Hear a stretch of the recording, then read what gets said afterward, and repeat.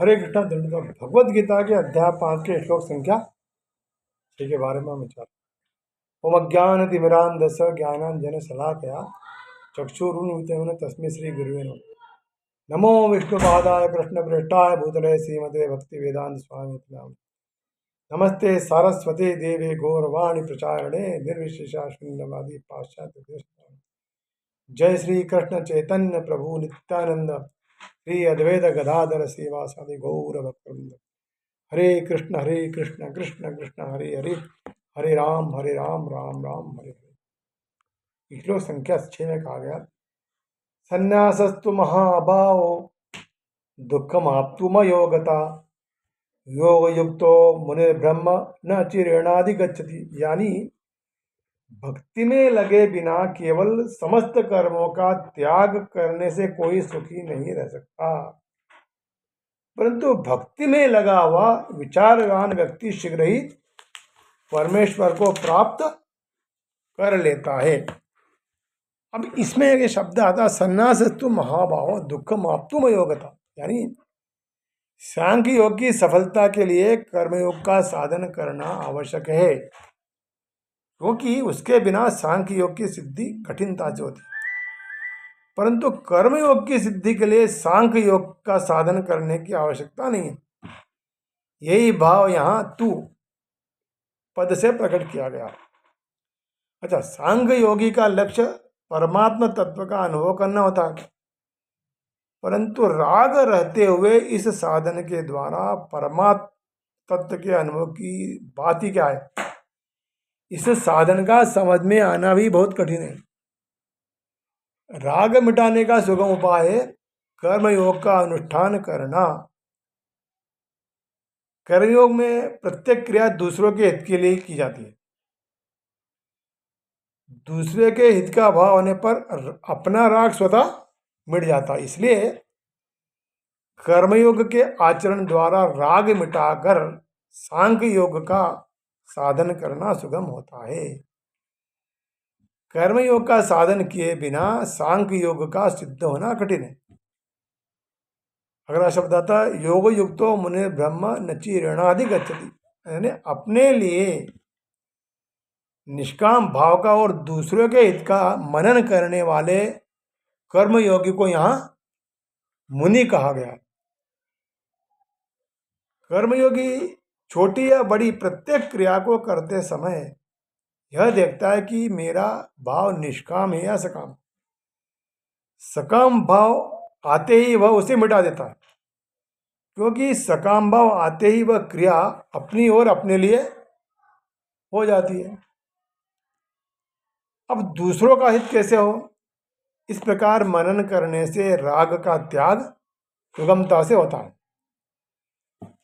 अच्छा, उपयुक्त पदों में भगवान कर्मयोग की विशेषता बता रहे हैं कि कर्मयोगी शीघ्र ही परमात्म तत्व को प्राप्त कर लेता है। परमात्म तत्व की प्राप्ति में विलंब का कारण क्या है? संसार का राग।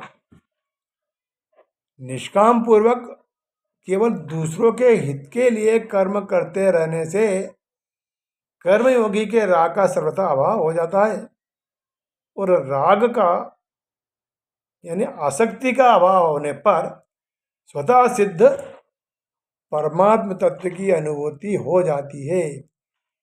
इसी आशय को भगवान ने चौथे अध्याय के 38वें श्लोक में बताया, तत्स्वयं योग संसिद्धि कारणात्मनि वंदति। कि योग संसिद्धि होते ही अपने आप तत्व ज्ञान के प्राप्ति अवश्य में हो जाती है। इस साधन में अन्य साधन की अपेक्षा नहीं है। इसकी सिद्धि में कठिनाई और विलंब भी नहीं है। दूसरा कारण यह है कि देहधारी देहाभिमानी मनुष्य संपूर्ण कर्मों का त्याग नहीं कर सकता, पर जो कर्मफल का त्यागी है वह त्यागी कहलाता है। इससे यह ध्वनि निकलती है कि देहधारी जो है कर्मों का त्याग तो नहीं कर सकता, पर कर्मफल का त्याग तो कर सकता है। इसलिए कर्मयोग में सुगमता होती है। कर्मयोग की महिमा में भगवान कहते हैं कि कर्मयोगी को तत्काल ही शांति प्राप्त हो जाती है। वह संसार बंधन से सुखपूर्वक मुक्त हो जाता है। सुखम बंधात प्रमुच्यते। अतः कर्मयोग का साधन सुगम, शीघ्र, सिद्धिदायक और अन्य साधन के बिना परमात्म प्राप्ति कराने वाला स्वतंत्र साधन है। इस प्रकार हम देखते हैं कि सन्यासी भी दो प्रकार के होते हैं। मायावादी सन्यासी जो रहते हैं सांख्य दर्शन के अध्ययन में लगे रहते हैं, तथा जो वैष्णव सन्यासी हैं वेदांत सूत्रों के यथार्थ जो भाष्य भगवत दर्शन इसके अध्ययन में लगे रहते हैं। मायावादी सन्यासी तो वेदांत सूत्र का अध्ययन करते हैं, किंतु वे शंकराचार्य द्वारा बड़े शारीरिक भाष्य का उपयोग करते हैं। शंकराचार्य ने वेदांत सूत्र का भाष्य लिखा। भागवत संप्रदाय के छात्र जो है पांचरात विधि है, उससे भगवान की भक्ति में लगे रहते हैं। अतः वैष्णव सन्यासियों को भगवान की दिव्य सेवा के लिए अनेक प्रकार के कार्य करने पड़ते हैं। उन्हें भौतिक कार्यों से कोई सरोकार नहीं रहता, किंतु तो भी वे भगवान की भक्ति में नाना प्रकार के कार्य करते रहते हैं। किंतु मायावादी सन्यासी तो सांग तथा वेदांत के अध्ययन एवं चिंतन में लगे रहते हैं और वे भगवान की दिव्य भक्ति का आनंद नहीं उठा पाते, क्योंकि उनका अध्ययन अत्यंत जटिल होता है, वेदांत का अध्ययन। अतः वे कभी भी ब्रह्म चिंतन से उबकर समुचित बोध के बिना ही भगवान की शरण ग्रहण करते हैं। पर फलस्वरूप क्या होता है, श्रीमद् भागवत का अध्ययन उनके लिए कष्टकर हो जाता है। भक्ति में लगे हुए वैष्णव सन्यासी अपने दिव्य कर्म को करते हुए प्रसन्न रहते हैं और यह भी निश्चिंत रहते हैं कि वे भगवत धाम को प्राप्त होंगे। उनका निश्चय रहता है।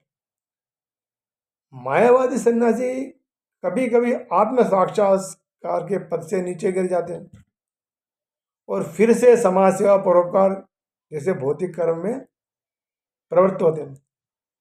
अतः यह इससे भी यह निष्कर्ष निकलता है कि कृष्ण भावनाव्रत के कार्यों में लगे रहने वाले लोग ब्रह्म और अब्रह्म विषयक साधारण चिंतन में लगे हुए सन्यासियों से श्रेष्ठ है।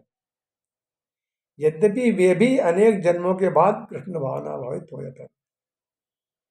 कृष्णा कॉन्शियस के लिए हमको अनेक जन्म लेने पड़ते हैं, तब हम भक्ति में प्रवृत्त हो पाते हैं और हमको भगवत धाम की प्राप्ति है। हरे कृष्ण।